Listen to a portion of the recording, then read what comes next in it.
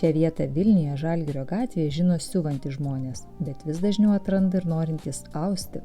Nors ekspozicijoje nėra nei vienų audimo staklių, jų sandėlio lentynose pačių įvairiausių. Jeigu siuvimo mašina, aš tai sakyčiau 90% nežino, ko nori. Jie tiesiog nori. Taip, jie tiesiog nori. O audimo staklių pirkėjai žino iš karto, ko nori. Aš noriu konkrečiai šito dalyko.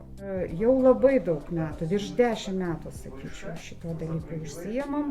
Jeigu skaičiuojant nuo mažiausių, nuo rėmelių ir juostų gaminimo audimo staklių iki didžiulių 16 nyčių staklių, tai tokių pardavėm, tikrai keletą tūkstančių, sakyčiau, per tiek metų.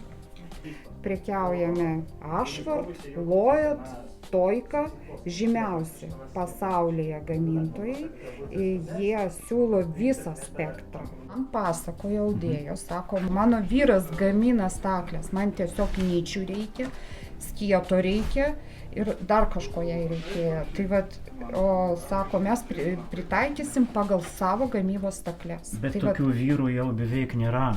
Čia egzotika, jūs vis tiek tokių vyrų jau nerasite. Norit, nenorit, reikės pirkti naujus.